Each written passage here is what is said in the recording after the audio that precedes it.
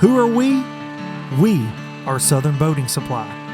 We are fishermen, boaters, and outdoor enthusiasts. We believe the best sunrises are seen from the front deck of a bass boat, and you haven't lived until you've watched it set over the Gulf of Mexico. We love paddling a kayak to unknown waters, hoping to get that one big bite in the skinny shallows, and breaking ice in a duck boat long before daylight, hoping to be rewarded with a strap full of mallards. We also believe in doing business the old school way, where a handshake means more than a contract and a man actually stands by his word. Where customers get put first in customer service, and where the word corporate will get you sent straight to the swear jar. Where quality matters over quantity, and priority number one is making sure that every single boater enjoys their precious time on the water. If that sounds like the way you see the world, you've arrived at the right place. Welcome to Southern Boating Supply, your anchor for quality boat parts.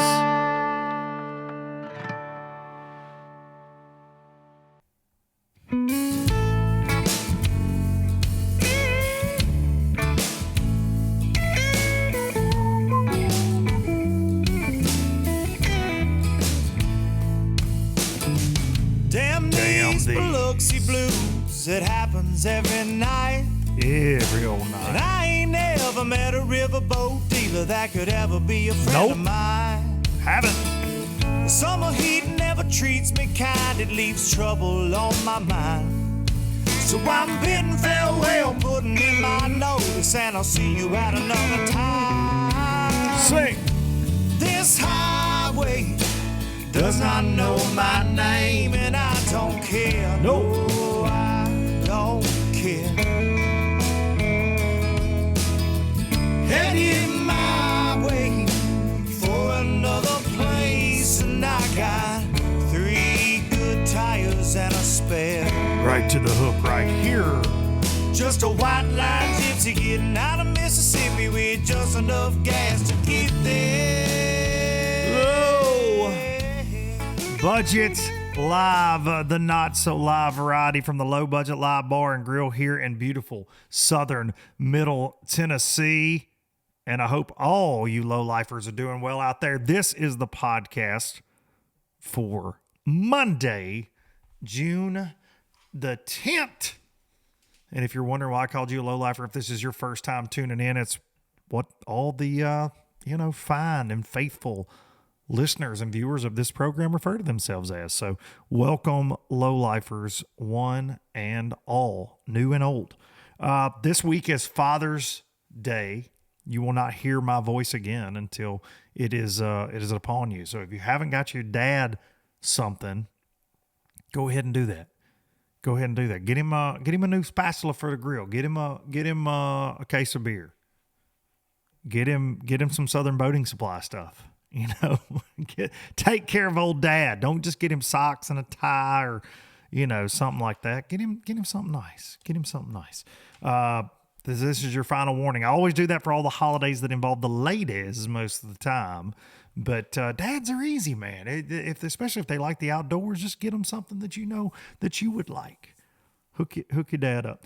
I've been a proud dad this week. I want to open today's show with that. I have been I'm always a proud dad. I will say that, but this week it's been, the last 2 weeks really, but this week in particular, my boys have been helping, Hudson and Ryder have been helping at Southern Boating Supply, and it's a little summer job for them. And we got a lot going on. So been putting them to the test, man. And I am just blown away at how hard they work, how smart they are, and just figuring things out, man. And, we had the website launch this week at southernboatingsupply.com, and it was awesome. It was awesome. We've still got a lot of orders to ship. We are slowly but surely getting there. Hopefully, as you're listening to this, we're getting the rest of them out. But I want to thank everybody for supporting us on that, but seeing how excited they were to see the orders start coming in. And we've been shipping orders. We're selling to boat builders. We've got some great boat builder partners we've been working with really all spring.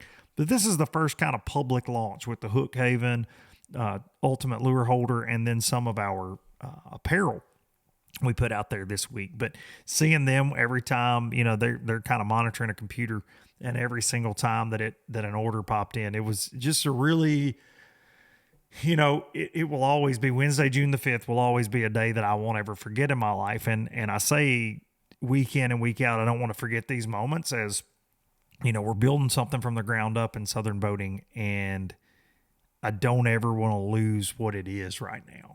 And as we grow and as we take our licks and we learn, but to experience it with them is super, super cool for this old dad. I'll just say that. So appreciate everybody. I saw a lot of familiar names in the orders that are OG low lifers. I saw that, and I appreciate y'all more than you will ever know. I appreciate y'all supporting everything that I do.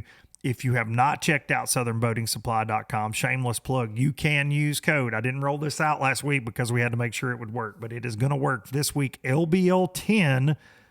Go get your dad something for Father's Day. Get yourself something, save you a little bit of money. But LBL10 is a code only for low lifers this week. I'm not going to post that anywhere, just through the podcast. If you were hearing this, if you were seeing this, LBL10 now through whenever, use that code. And I got you and give you a break there, but we couldn't make it work last week. So my apologies to any low lifers that did not get that break. I apologize on that. But certainly an awesome week. It's a little bit daunting at times, but we're getting it done, man. And SBS is alive and well. So thank y'all for that. Got another Alabama Bass Trail coming up this week. The finale in the South. If you are around Lake Eufaula, Lake Point State Park, I mean, just call me the damn mayor, buddy. I'm going to be down there. I am going to be down there for a couple days. So if you're around Lake Point State Park, we'll be there. Me, myself, Stupid Darian, Jason Duran, will be doing live coverage, and we will be there at Lake Point on Saturday for the weigh-in. Come say hey if you are in the area. Chowan River. If y'all been watching this, I've seen bits and pieces of it. That place looks phenomenal. MLF definitely exposed it nationally. There's been some bigs caught. I've seen guys posting their practice pictures. I think Strader caught one, over 9 pounds or something crazy in practice. But I'm recording this on Sunday. Justin Lucas has already caught an 8-pounder. I believe Michael Neal's got the lead. But certainly looks like a picturesque place, and it certainly looks like Forward Facing Sonar dominated it for the most part from the clips I've seen. It's amazing to see what these technicians do with it on bodies of water that you would think. You look at all the shoreline cover, and I know I've seen guys like Zach Burge and Michael Neal up around the bank, but the FFS certainly has been getting it done this week for so many. Drew Gill is incredible. Just got to say that Drew Gill is something, man. He is truly something. If you saw the show with him, we did a live. It's been about a month ago now, or maybe even longer. One of my favorite episodes I've ever done. But go check that out. But Drew is he's on another level right now. But these other guys I'm about to name, obviously DC, Dustin Connell, Wheeler, they're always around. Al Jones Jr. I think is just so low key, freaking just crushing it at life and tournament fishing. Like it's amazing. Justin Lucas, another guy that I just have an immense amount of respect for, that's also crushing right now. But certainly I've seen more clips than I've actually got to watch live, but it looks like it's been a fun event for those guys. Also want to say a huge shout out to Mr. Boom Boom himself. Fred Rumbanis made the top 10 in this event after, I don't know if you've seen it on social media, but last week on his way there was hit by a drunk driver and destroyed his rig. And how you even, it's like when Austin Felix did it last year, like how you even mentally overcome that, for me, holy cow, that's one thing, to be away from your family and things like that happen. It's just a terrifying situation. Can never be too careful on the road, and you just never know what in the hell's riding in the next lane next to you. And but for Fred to be able to overcome that and get a top 10, man, is absolutely, come on, right there. Incredible. Fred's one of the good guys in this sport. and love to see it. Absolutely love to see it. So crazy situation. Absolutely crazy situation right there. I want to make sure I say this name right, because this is another one of those very special moments.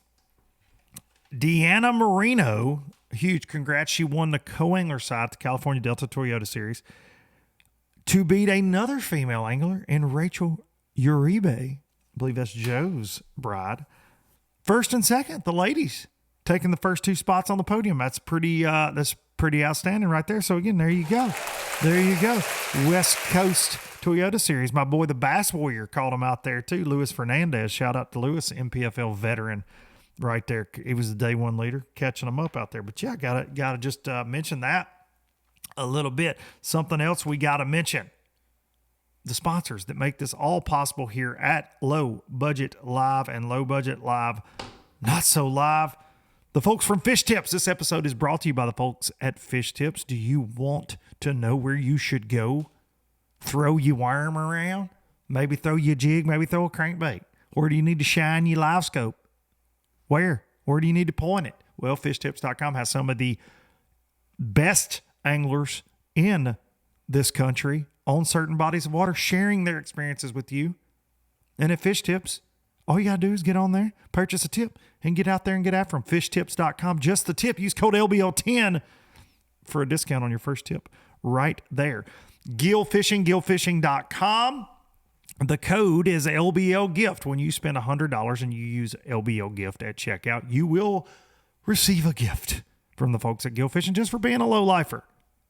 $100. Get on there, get you some sun gloves, get you one of them floppy hats, get you some of the shorts that feature that Expel technology.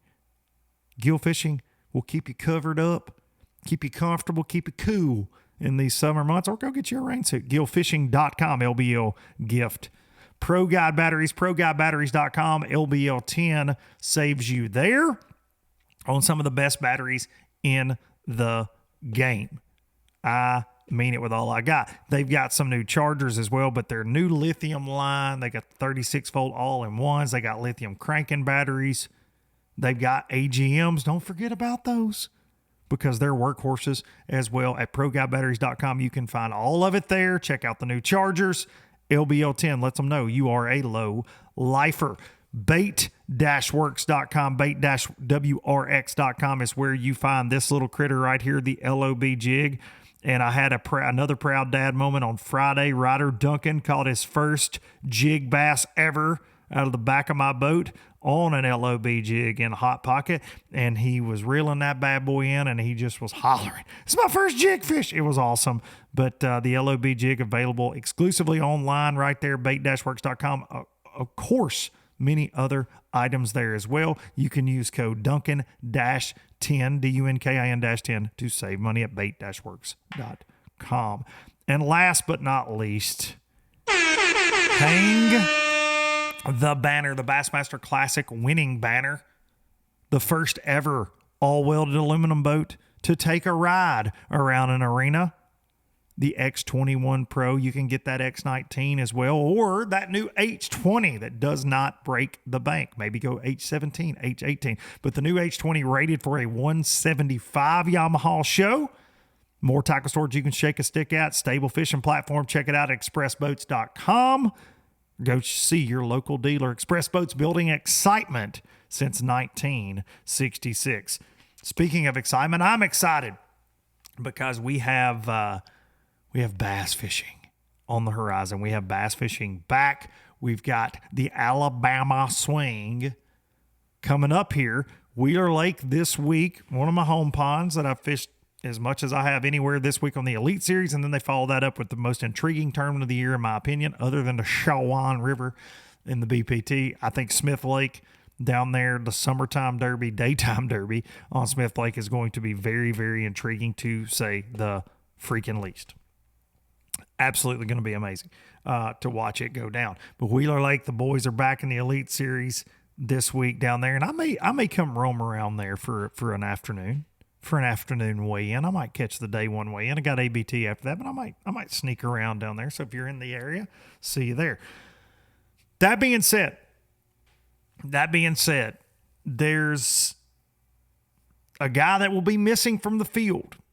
He announced his retirement this past Friday on his social media, and I reached out to him immediately. I've always had a lot of respect for this dude, and I think he's a fine individual. And I think stories like this don't get told enough. I've said this before, and I'll say it again, but there's two sides to any sport really, but obviously the winning side and the losing side. But in pro bass fishing, it's so much more than that, and there's so many layers to it that people don't see. And Derek Hudnall made a video saying that he couldn't do it anymore financially, and that he had decided after Lake Murray that he was done. He was done with his Elite Series career after several years, and that he would be wrapping it up. And so I reached out to him and I said, man, I want to give you a send-off on Low Budget Live. He is a low lifer. We've talked about that several times over the years. And so wanted to do this, wanted to have this conversation, and so here you go. Ladies and gentlemen, retiring Elite Series pro, Derek Hudnall. All right, as promised, here he is. We appreciate him taking time out. Derek Hudnall, the Elite Series pro that has announced his retirement. Thank you for coming on Low Budget Live this week, brother. Man, my pleasure. And man, what took you so long? Dude. I mean, look, if you look in the Webster Dictionary of low budget, like there's a picture of me there. I mean, I'm going to go, look, I just had low lifer too. You and I. Yeah, I mean, yeah. Look, I mean, I've had an epiphany. The title of this show with me on it should be 3 flat tires and a spare. Okay. Because that's what I limped in on coming from Lake Murray, knowing that I was done.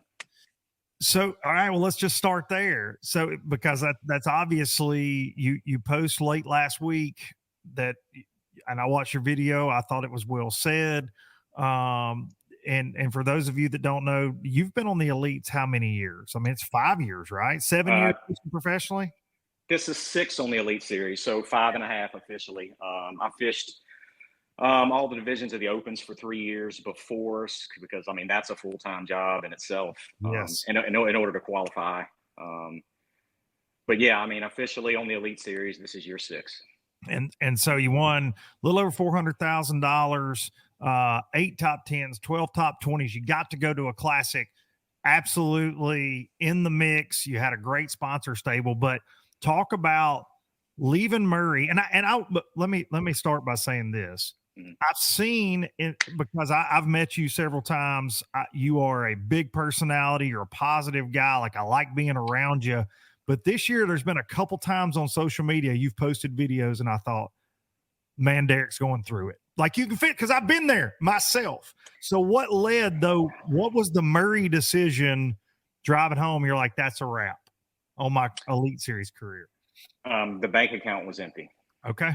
And that's just the God honest truth. And look, like I said in my video, I've never done this for the money. I mean, motivation, though money has never been a motivation for me in this. Just, it's always nice, but just to get here and stay. And, over the years, I've always had a really good stable of, partnership brands. Mm-hmm. The money has just not been there. And, my partnership dollars this year got cut in half. And I knew I almost did not start the season this year because I knew there was a big possibility. I knew I did not have enough money to complete the season unless I had a really good year. And I almost didn't because, a part of me didn't want to be selfish. I didn't want to enter into contracts or anything like that and then not being able to make it through the season. So that was a lot of strain coming into the season. Knowing this was a possibility. And Cloak, I mean, if you look at it, I've cut 4 out of the 5 checks this year on the Elite Series. I'm not in bad AOY standings. I was gonna say, yeah. But you can't, you just, there's no money there. Like I would have had to have had a top 10 somewhere. I went into the first 2 events and my motto going into the season, and a lot of you have reached out and said they could tell it in my videos, was like, fish this tournament like it's your last. Mm-hmm. I mean, that's the impression. I wanted to go into the first 2 events. If I wouldn't have done well in the first 2 events, Toledo Bend and Lake Fork, that was going to be it. I mean, I ended up having 2 pretty good finishes there on 2 bodies of water that I love and know very well. And I said, I'm going to do me. I'm going into those events. And like that is pre-spawn, that is Toledo Bend, that is Lake Fork. That is my strengths. That's where I shine. I'm doing me. And I'm not turning on that screen. And I knew I was going to get my butt kicked. Like I knew it going into it. But I said, I'm doing me. And I did about as well as you could possibly do, fishing the shallow power fishing style and pre-spawn as you could possibly do in those events. Day one at Lake Fork, I had 30 pounds, biggest stringer I've ever weighed in my career. And I did it on the bank, pre-spawn, instinctive anticipation of where these females are going to move in and set up and spawn because they hadn't in practice. And it's just one situation. And I was in 19th after day one. And I was like, holy cow. Like the biggest bag I've put together. Ever. Yeah. So, I kind of got off the rails there, but going into those two tournaments, like I knew I had to do well. I did well on those. Okay. That got me enough to make my next payment, and I went into the two in Florida and I absolutely bombed Harris Chain. And then I did well at St. John's. It allowed me to kind of, and I almost didn't go to Murray because Murray was kind of out there by itself for the tournament.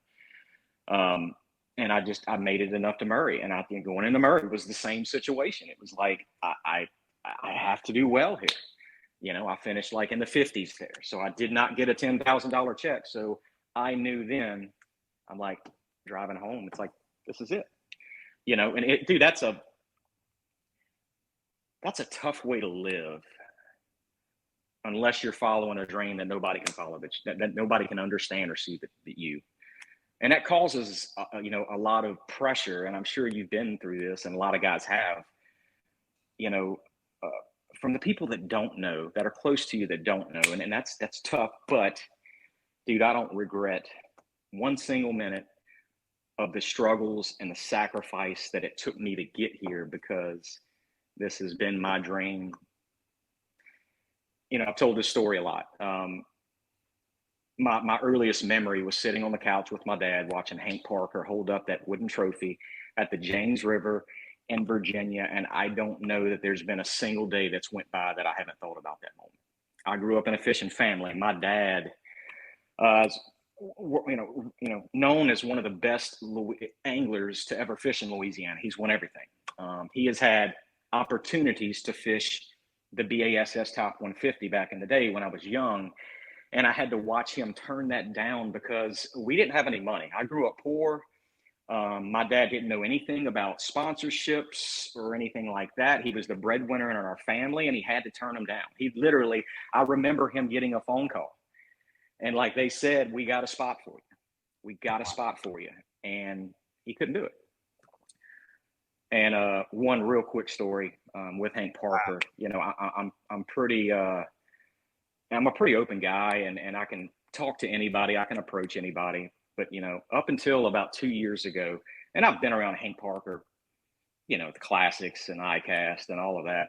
He's the one man that gave me butterflies that I could never make myself go talk to him, because he was the Buddha of the industry. He was like yeah. So it was.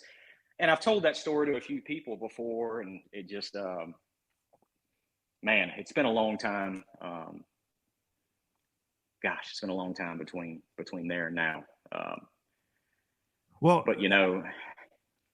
we talked a little bit before we started recording, and for me, I think this story is important. I do. And when you post your video, I reached out and I said, man, I want to do a proper send off for your Elite Series career, because I have followed you.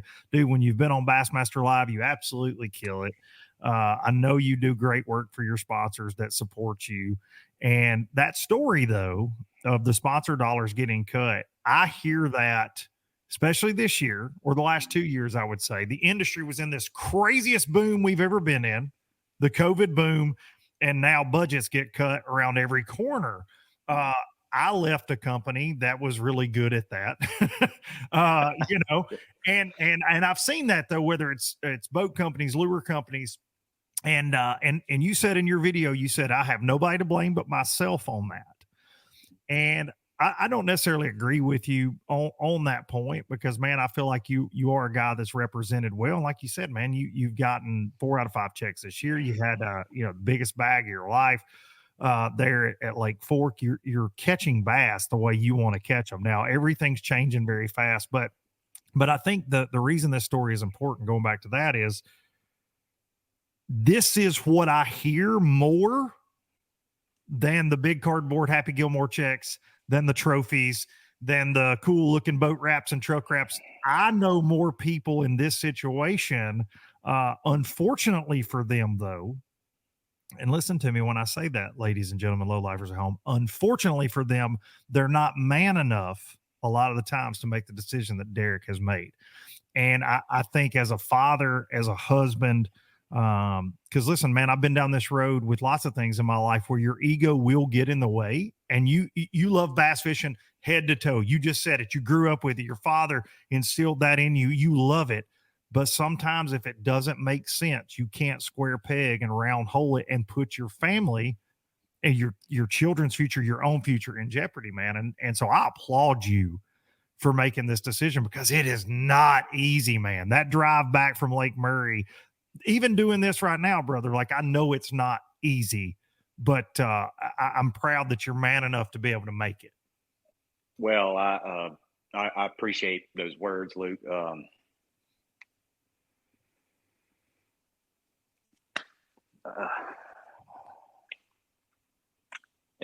It's, I can be honest with you and just say that it sucks. It's just the emotional outpouring. I'm sorry, give me a second. Hey, all good, brother. Understandably so. Like the emotional outpouring, and I want to get back to what. Yeah, I want to talk about the industry, but here in just a second. The emotional outpouring that I got from that video was just completely overwhelming. I didn't expect that. Some of the conversations that I've had in the last 3 days from some of the most polarizing figures in our industry that I've never met before and never talked to, that found my number and called me. It was just, I'm humbled. It's overwhelming. That's all I can. I mean, so I've had phone calls, emotional phone calls with anglers on both sides, MLF and Bassmaster, that are in the same boat now, that are in way worse financial situations right now, and went through that. And it's staggering because it costs us more than the average U.S. household income just to compete here. yeah, And there let's you go. yeah, and That's, let's not be mistaken. I love Bassmaster. I love the people that are in them, that are in Bassmaster, but we are customers. We are customers of that brand, of a privately owned brand that that is a part of this industry. mm-hmm.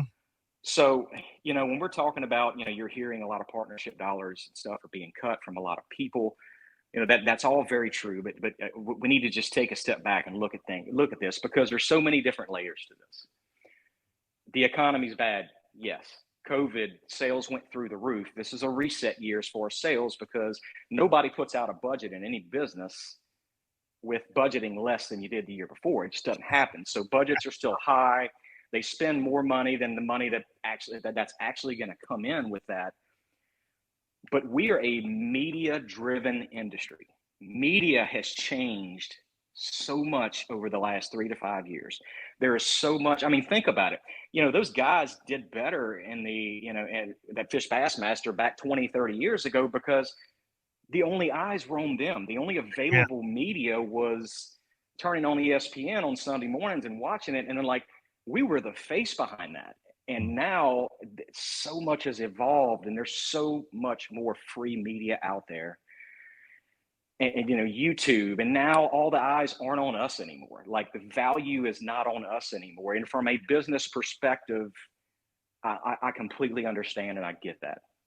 Like that's just, and I use this analogy a lot too. I said, look, Joe Blow fisherman on the West Coast that pond hops, that gets 250,000 views per video that he puts out there on YouTube, he's worth more than I am.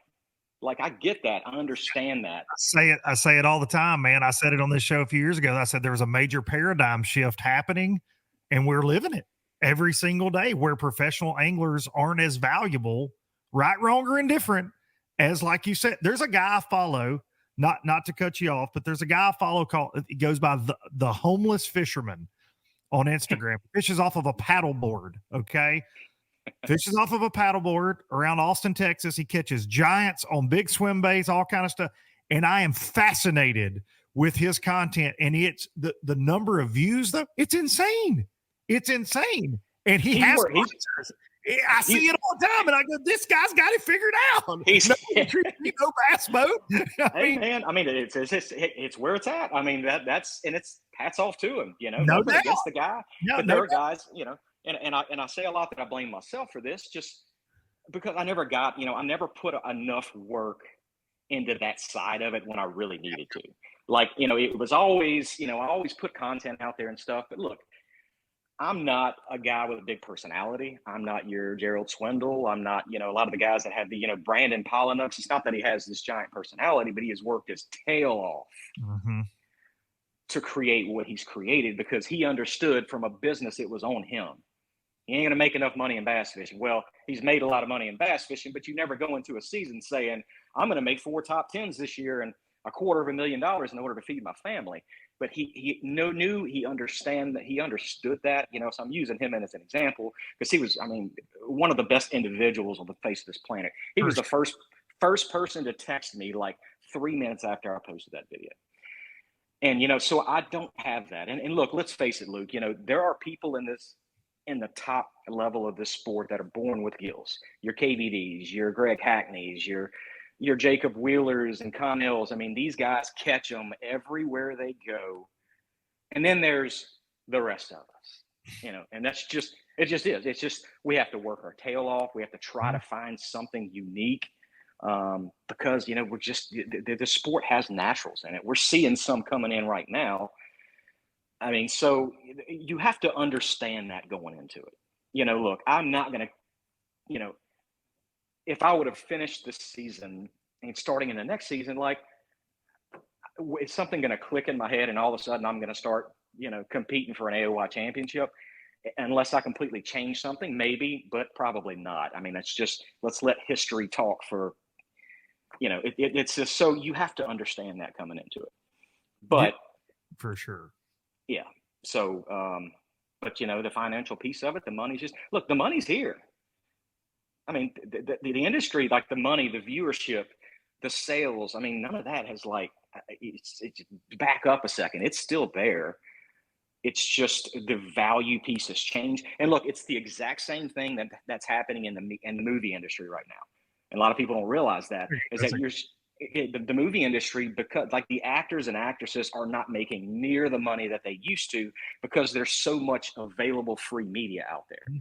You know, and there's a lot of times you can watch a movie that just come out with a lot of great actors for free on a TV or your phone. Yeah. And like the you know, all the movie theaters are crashing. I mean, the actors and actresses aren't being paid what they used to. It's the same situation happening over there with a media driven industry. And that's what we're in right now, unfortunately. Same with the music industry. You know, I talk music a ton on here, and that's the exact same thing. You're seeing, I take a guy like a Zach Bryan, I bring him up. He was, and Luke Combs, another great example of this, but they were created, they created their path on their own. The music industry was like, hey, this isn't how this goes. It doesn't matter. Zach Bryan selling out stadiums. Luke Combs selling out stadiums. Luke Combs started on Vine. Zach started on Twitter, just posting songs. And now they're their own entities that didn't need the establishment. And man, we live in a time where that is possible.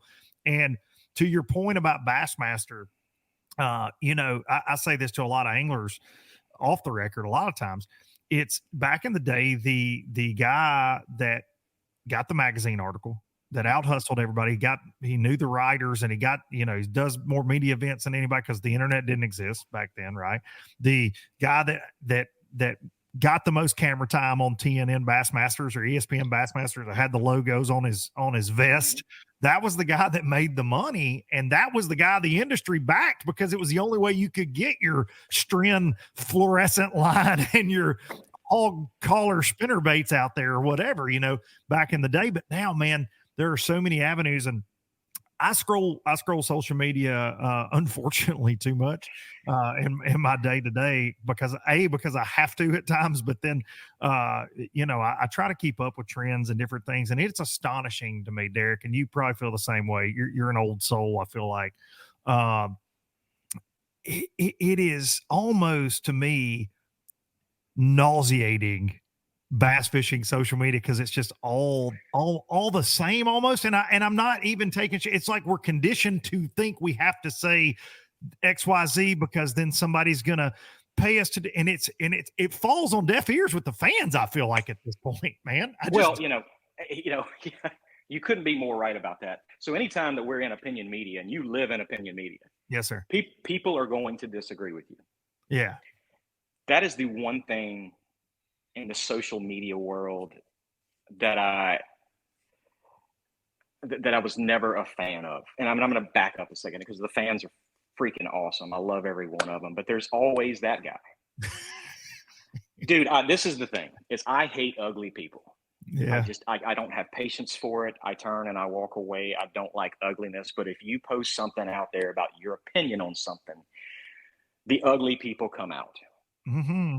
And it seemed like that has been more prevalent in social media than even when I started 5.5 years ago. Like, I could sit there and tell you how my Missile Baits D-Bomb catches giant fish, and I'll have some freaking Joe Blow say, well, you would be doing better on the Elite Series if you would be throwing Joe Blow's bait right here. And you just block. You block. It's just, my gosh, dude, I had somebody, I deleted the comment, when I posted this the first day, it's like, he's like, well, I'm trying to think of how he worded it. He said, well, if money was no object and it was free to fish the Elite Series, you would have never qualified. I had somebody comment that. Genius level. I'm not going to get into that because that's what he wants. He wants wants to engage. Just block him, delete it, and I move on. But like, that part of it, man, is just mind-boggling. It's not the industry, it's not the social media, it's the people. It's the people. And we talked about SEC sports before. It doesn't matter if it's fishing or that. Like, we're at a fevered pitch as a nation, or hell, maybe even a world, with people that like love to say things. There's always got to be the one guy in the comment thread that's like, you'll be like, oh, look at this nice puppy, and he's like, I'd like to run over that dog. Like, where'd you come from? Why are you here? Who pissed in your chair?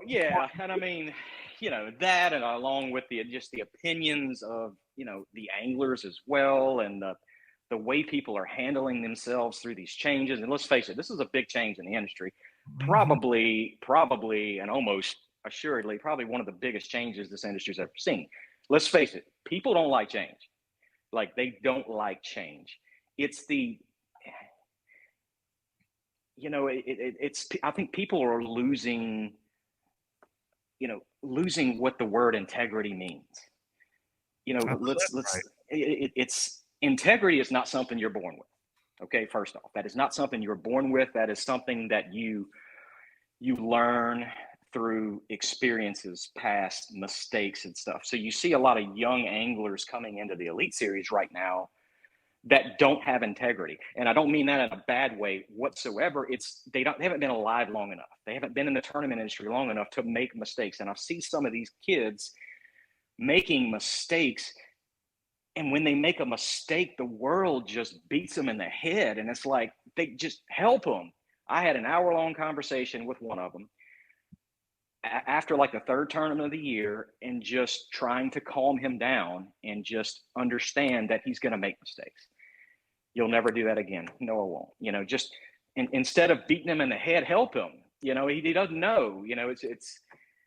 like the integrity piece of it is just, and that's not just the industry, man. It's just it's all over the world. I mean, so, and the reason more people don't really have true integrity is because it comes at too high of a cost.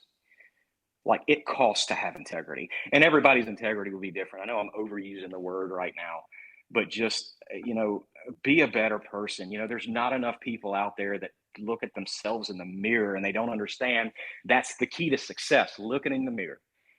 Now, look, I just failed on the Bassmaster Elite Series, so I wasn't successful. And look, I am just as guilty of being selfish and not looking at myself in the mirror as anybody watching. I had a my counselor. Yes, I have a counselor because I'm messed up in the head.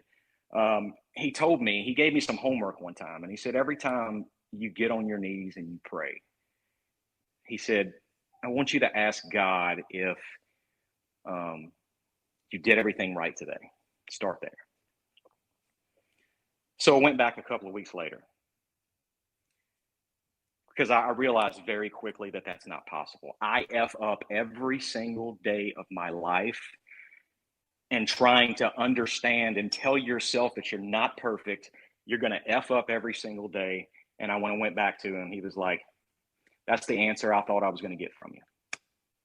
He's like, but that's what separates,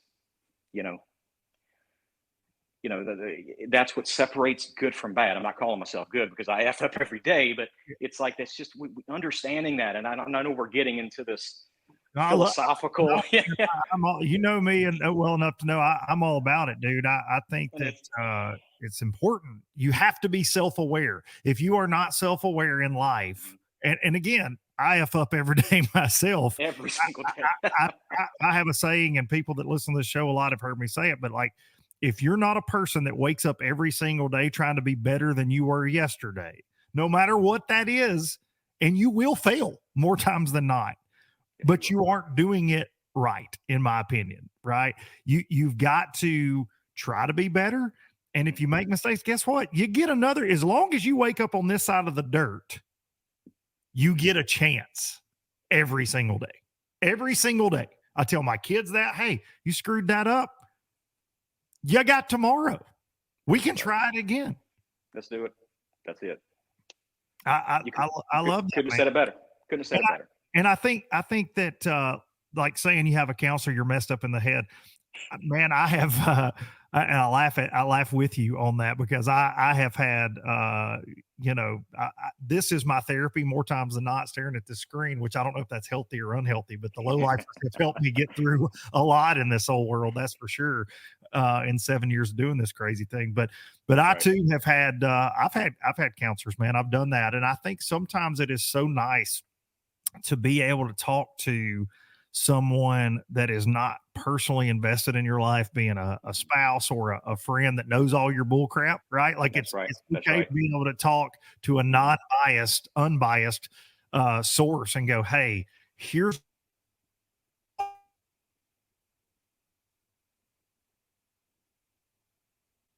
Can you hear me? I cut out for a second there. Hang on. I'm with you now. And I'm back. All right, yeah, you're back. Sometimes it can be uncomfortable in those situations to hear what they have to say. But I think if you keep an open mind and be self-aware, and Lord knows, look, dude, I'm not dishing out life advice to anybody. If I was, I'm not either. If I was completely honest on this show, and I go to the point, but I've got a lot going on just right now that people would go, what? From professionally to personally, all kind. There's so many scenarios. Yeah, man. And so, amen. Everybody sees the social media life. It's like I say about bass fishing, the cardboard checks and the trophies, but dude, there's so many layers to the onion known as life. And man, I think that's why it's so refreshing to hear your side of this, to hear your story. Again, I think that it's just so important, man. It's so important because the guy that doesn't make this decision, and had you not made this decision, man, I don't know your situation there, but man, you got kids, you got a future ahead of you. And With that being said, what did you do? Because I don't know this about you, Derek. What did you do before your journey to the elites? What have you done financially? Have you worked during your time, and what will you do now? Oh boy. So, before, I did a host of things. I worked at grocery stores. I mean, I never really had a real career before fishing. I worked at a uniform company and did outside sales manager jobs, and look, I'm a hustler. And I've done it all throughout my career at the Elite Series. I'll paint a house, I'll build a fence. I started a Christmas light installation company a couple of years ago. That's really kept me busy. Yeah. Yeah. So it's really kept me busy during the off season. Really because like September 1 through like end of January, it's just absolutely crazy. But as far as moving forward, man, I hear male prostitution's doing really well right now. OnlyFans, dude. People like feet. But then I quickly realized that my satisfaction rating would be 0. Hey, look, Derek, you're gonna let somebody down, dude. I'm there with you. Nobody's paying for this. Not that there's anything wrong with that. So, quick. I got to tell you a quick story. Okay. I love it, man. Have you ever heard of a flip chicken? No, but before I say I'm here for it, which is something I say a lot in life, I need to hear this. I love the term. Okay. I may not when you finish. So about there's a story behind this. So about 2 months ago, a friend of mine, he used to be a police officer here at Baton Rouge, and I don't remember how it came up, but I think it was like driving home at night, and he was like, "Look, just don't go through this area at night because that's where the flip chickens are." And I was like, "A flip chicken?" He's like, "You never heard of that?" I was like, "Yeah." He was like, "That's the area where the male prostitutes dress up as women, and they're very, very territorial." I couldn't breathe for like 2 hours. Not that there's anything wrong with flip chicken, because now I'm probably going to have a flip chicken watch this video and burn my house down or something. We're going to have some comments from Flip. Dude, if my life is flip chickens. Flip chicken. That's what they call them. Oh my God. So look. On a serious note, let's kind of get back into gear here. I just think we're gonna hang here for just a second. Probably should have kept that. You just threw all new terminology in my life, courtesy of Baton Rouge, the police department. Low-lifers, there are lots of life lessons to be taken from this conversation with Mr. Hudnall. But stay away from the flip chickens. I wish I had chicken on the soundboard, but I don't. Oh gosh. Chicken. Man, moving forward, dude, I would love to stay in the industry if an opportunity presents itself. I don't have any offers right now. I'm just kind of waiting to see what would come out of this. I've been scheduled for several interviews, several podcasts, and I'm just kind of, look, it's low budget, right? Dude, I got like 9 packs of ramen noodles and a full jar of Jiffy peanut butter up there. That'll get me through a week. So I would like to stay in the industry if an opportunity presents itself, just because I know the industry, I can speak a little bit. I just love it. For every year during the off season and during the summertime, I've always done youth educational guide trips. Mm-hmm. I don't guide. I never want to be a guide.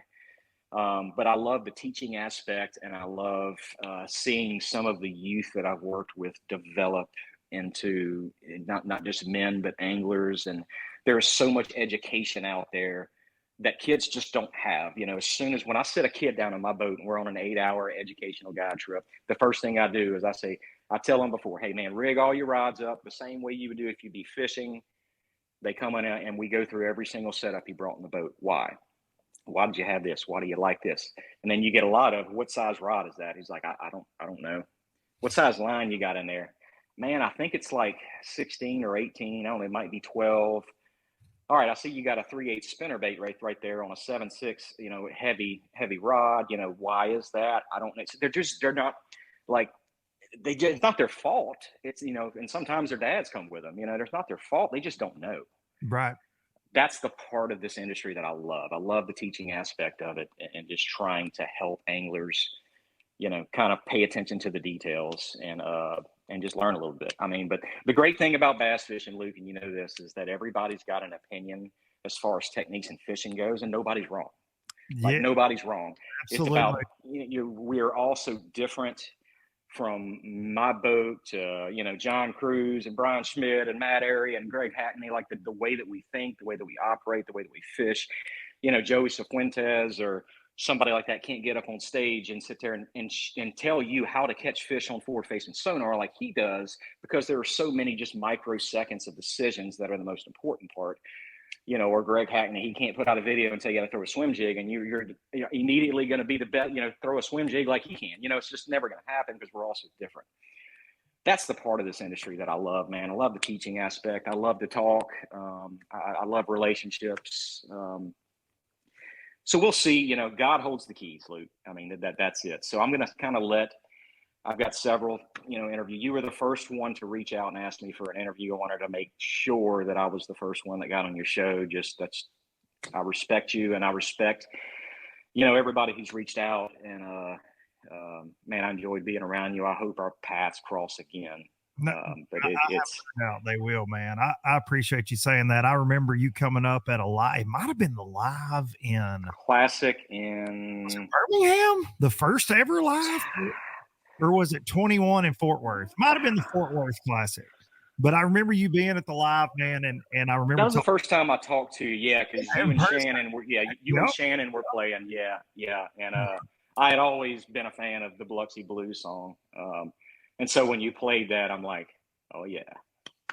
That's awesome. Let's go. Yeah, it's one of the best live concerts I've ever seen, just because you guys are so individually and together talented. I wish y'all would do that more. But I've always been a fan of yours too, Luke, man. It's just, the Band-Aid needs to get ripped off. It's just, the boys start practice tomorrow at Wheeler. And another, probably 50% of what I'll miss about this industry is the brotherhood. I've traveled with John Cruz, Brian Schmidt, Ed Lochran for 6 years now. Those guys are my family, Good ones too. They're like some of the best individual people on planet Earth. That part is going to be sorely missed. But, of course, I had conversations with all of my partners before I, made the announcement. Everybody was very supportive, but I will still be pushing content out for the rest of the year. I want to make sure everybody's taken care of there. I wish things were different. I wish this wasn't the reason I was coming on your show. But at the same time, it's there are things that need to, start being put out there, and I don't think a lot of people realize that. I don't think any of it, it costs us so much money to fish the Elite Series, but I don't know that there's a fix to that. I mean, money just can't just fall out of the sky. Bassmaster and MLF, they're privately owned companies that do not have to open their books. We don't know if they're losing money or not. They could be losing money every year. There might not be an available option there. I don't know what the answer to that is, but the value piece of how much media is evolving in our industry is it's escalating as fast as the technology that's on our boats. I mean, so I don't know what that answer is, Luke. People are saying, oh, it's becoming a rich man's sport. Well, that's true. Actually, I mean, you got to have, if you don't have money, you can't do it. Yeah, that's not a farce. That's for sure. It just depends on how much you want it and how much you're willing to, I guess, risk it. Right? Like you're that's what we're talking about here. It's a risk versus reward. For me, it's always been a pay to play sport, which is unfortunate. The most unfortunate part, though, is the cost of it, whether it be entry fees, just overall everything else in the world getting more expensive with inflation or whatever you want to throw, whatever term you want to throw at it. But it does suck to see that it doesn't go backwards. It just goes the other way. That's not life. Yes, life never goes backwards. It's just not going to get back. People have to and I mean, people in the industry have to realize, like, especially with the technology, and there's a lot of companies that are hurting because they're not selling baits that aren't forward-facing sonar baits, and that whole, like, that's not changing. Like that just because just if let's just say Bassmaster banned forward-facing sonar at the top level next year, it's not changing the industry. Like, they're not going to, Garmin, Lowrance, Humminbird, they're not going to stop selling the technology. It's not like, Joe Blow's, spinnerbait company that's been doing well for years is just all of a sudden going to start selling more spinnerbaits. Like, that's just where we're at. I mean, nothing's going to stop that. Garmin, Lowrance, Humminbird, and all these companies are not going to just stop making this incredible technology overnight, and then the industry just goes right back to where it was. Like, you change with it. You got to adapt with it. I know nobody likes change in this industry, but it's moving forward. That part of it's just not going to change. And Bassmaster and has always been kind of the leader of the keeping the integrity of the sport, and I do feel like they are going to make the right decision with whatever that is. And you just see what happens. There's every professional sport deals with these integrity, with technology issues every single year. And that's why there are so many things banned in so many sports and some are not. I'm not saying it should be banned or anything like that. It's just part of where technology is right now. And just understand that it's just nothing's going to change. Well, tournament fishing is such a small part of the overall percentage of fishing tackle sales, fishing, very small, tiny niche part of it. So yes, if Bassmaster, MLF, MPFL, they make a decision on forward facing sonar, as you said, it's not going to hurt the sales of it. Because here's the problem. Justin Atkins and I had this conversation the other day. I was frustrated. I was on Gunnersville, and there are just people on every offshore place, and dude, I'm an old school guy. I found half the things that I know with a map and dragging around a Carolina rig and getting hung. Oh, that feels like rocks, or that's a stump, or you're lining up a house trailer up on the hill with a light pole. Ooh, that's my cast right there. Grew up fishing that way, and then and I've told the story many times on here. But then I'll never forget when like Navionics came out, and I was like, oh my god, these people from out of town know everything now. Oh my god, this took me years to learn, and they know it. So that was the first like aha moment that technology definitely changes things, and social media wasn't big then. So there wasn't this burn all the Navionics stuff down. Right. No. But what I'm getting at is in a quest to promote sponsors, in a quest to create content, in a quest to be the best ambassadors we can all be for the sport and for the people that support us, we've given away. We let the monster out of the box to everybody. And now most of us that are veterans in this are like, wait a second, can we put it back in? And we can't. Can't do it. No, you can't. Like you said, life doesn't go backwards. You can only go backwards. So regardless of and I say all that to say, regardless of what the tournament trails do, cat's out of the bag, dude. We're not, like, you've shown the power of it. And for every 4 people on social media that go, it's spotlighting, it's this, it's that, there are hundreds more that don't type because they're reeling in bass or crappie. Their hands are busy. They can't. Yeah, that's right. That's right. So you're not going to put the monster back in the box. That's for sure. No, you're not going to do that. So, the people just need to get over themselves and get over where the industry is right now, because it ain't changing. Adapt with it.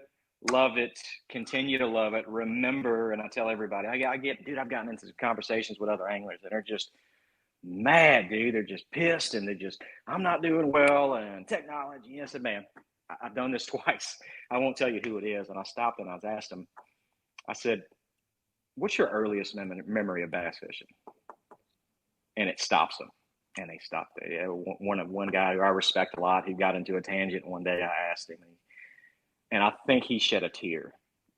His grandfather took him fishing in a pond that was they weren't supposed to be in or something, jumped over a fence. and it just completely kind of leveled them. Take a deep breath. Remember what you love to do, especially if you're in tournament fishing. And the guys that aren't tournament fishermen, you don't need to preach to them because they don't do it for this. That's right. That's right. So it's us, and it's just trying to look at yourself in the mirror and say, you know what, it's just, it is what it is. It ain't going nowhere. Dude, if you like to go throw a wacky worm all day long, guess what you can still do, and nobody can change you. Go do that. You want to go flip a D-bomb?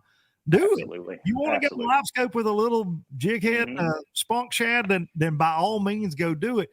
I am one that I live by that. I don't necessarily, I watch as much live tournament coverage as anybody. I say that all the time, working for FPFL, doing ABT.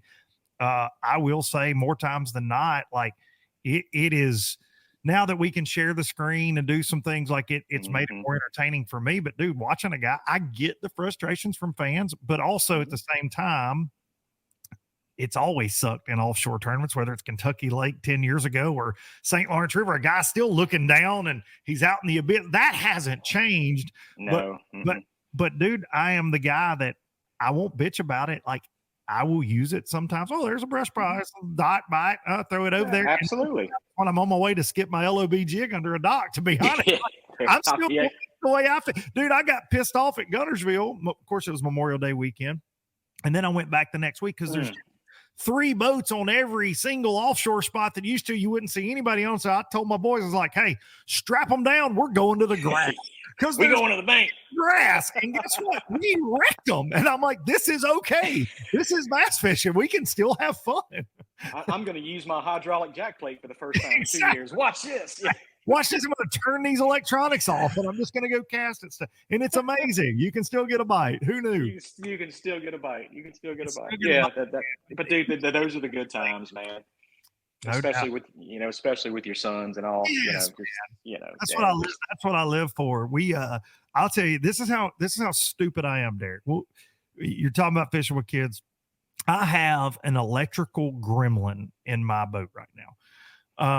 It is bizarre. It's one of the craziest ones I've ever experienced. It has nothing to do with batteries. It has nothing to do with my Yamaha. I cannot figure it out. It is very intermittent when it happens. But long story short, I've been aware of this. I thought it had kind of cured itself. It had not. The boys and I went on Friday, this past Friday, cranked my motor in the parking lot. Okay, trim work. So when this happens, the motor won't even like nothing and the trim won't work. Everything else in the boat works. And then I have a short somewhere is what I'm thinking, which could be a nightmare to track down because truly backing down the ramp and when the boat hit the water, it stopped working again. By the time we got back home that afternoon, it was working again. It's been a nightmare, but I say this to say all that to go, I parked the truck and I come back down and I'm looking forward to going fishing with the boys. And Hudson, my 16-year-old, he's running the trolling motor. And he goes, yeah, motor won't crank because he always comes to get me. He's learned how to do all that in the last few years, And I said, what do you mean? I was like, it just cranked. He goes, nothing. I said, the trim work? He goes, no, nothing's working. Nothing's working. So but this is how obsessed with bass fishing I am and stupid at the same time, but love taking my kids. We've taken this day off to go do it. We fished for 5 hours on the trolling motor, dude. Like on the Tennessee River, like I'm like, well, there's a deep hole over here. I catch them on, and like I turned my trolling motor on 100, and I went out there, and we fished and fished and fished, and then we're like, my youngest loves to skip a jig like I do. He's like, Dad, can we go fish those boat docks? So then I'm like, over there. But listen, it was one of the most fun trips we've had in years, just fishing what was in front of us, and we caught like a dozen bass. Didn't catch any big ones, but then comes you have to try to lift the motor and actually get home, and they learned life lessons with Dad. And then my trim was working by the time I got back to the garage. So my grip, but I say that to say, man, if you love fishing, truly love it, and so many of us do, so many people do, just go do what you want to do. And conversely, I didn't mean to cut you off. No, you're good, buddy. If you love the tournament side of it, if you love tournament fishing, this has always been your dream. Don't let anything get in your way to try to get there. regardless of how much it costs, it doesn't matter. Like, you just don't let anybody or anything get in your way of chasing that dream. That's just the same way. If you love it, do it. If you're not, I love the saying, if you're not waking up every day and trying to make goals to get where you want to be or to fulfill your dreams, then you're not dreaming big enough. If I could do it, anybody can do it, because I ain't never had no money. Gotta have a plan, man. Gotta have it, man. But you gotta do it because you love to do it. You gotta love the sport. You gotta love to be there. And I think a lot of the old school anglers out there are losing that right now. Like, they're losing that love. They're just always angry and bitter. And it's like, I get into those conversations. I walk the other way. I can't. I get a lot of those. I said last week on the show, as a matter of fact, I feel like the old guy in the room. I turned 40 last year, and I find myself talking to all these anglers in their 20s, because covering all these tournaments, who I talk to more than anybody, I feel like. And I'm like, man, 20 years ago, in Pickwick, man, we were doing this. And I turned into the old guy, and I realized that I've been tournament fishing longer than most of these people have been alive. Yeah. When I was 11. Same here. And I'm like, oh, I'm the old guy in the room now, man. I'm 43, and I feel the same way. I'm 43 years old. I'm looking at seeing these kids come in. I'm like, holy cow. Yeah, dude. We'll pull up. My back hurts. Yeah. I was stumbling off the stage after doing weigh-in at the ABT for 2.5 hours the other day, and Zeke Gossett's a young man from down the Birmingham area, wins a lot of tournaments, and he won our ABT 100. His dad saw me kind of, I've been standing there for 2 hours on stage. He goes, "You're too young to be acting like that." I was like, "Hey, trust me, no, I ain't." Oh, I know. Don't we all know? Life doesn't go backwards. Our bodies don't go backwards either. That is a fact. No Benjamin Button going on around here, buddy. There ain't no Benjamin Button around here. Derek Hudnall, I appreciate you doing this, man. I know it's not an easy time for you, but I am. If I can do anything for you, to give me a shout. I'll help any way I can, and I hope you get to stick around this industry, because you're a bright spot in it, in my very humble opinion, sir. Well, I do appreciate you, and for all the low budget listeners out there, I run all my own social media, so if I can ever do anything for anybody, please reach out, shoot me a message. Any way I can help yourself, your fans, the industry, I'm always game. So let's just from now moving on, it's in God's hands. Amen, brother. Don't eat flip chickens. Don't eat flip chickens. Derek Hudnall, everybody, beware of the flip chicken. Thank you, buddy. Well, that's all she wrote with Derek Hudnall right there. Fantastic conversation, man. We talked flip chickens and got real. We got real. And I appreciate his honesty. I appreciate his willingness to come on here, because what he's doing, as I said, it takes a real man to do it. It takes a real man to admit that maybe he needs to change things, and for the sake of everything in life, and to kind of put the ego aside and do that. And nothing but respect for Derek Hudnall, period, in the story. And hope y'all enjoyed that conversation, man. I really did. That was a lot of fun. A lot of fun having him on, and very introspective as well. And so I thank each and every one of you for tuning in this week and every week, like you always do. So going to take you out with Biloxi Blues. Again, code LBL10 at southernboatingsupply.com if you want to check out anything there. I greatly appreciate it. You low-lifers can use that code, save you a little bit of money there. Going to take you out with old Biloxi Blues from my man Derek Hudnall. You heard it right there. He said he likes it. He says he's got 3 flat tires and a spare, but I know he'll bounce back quick. Thank y'all. Happy Father's Day to all you good daddies out there, and I will see y'all next week.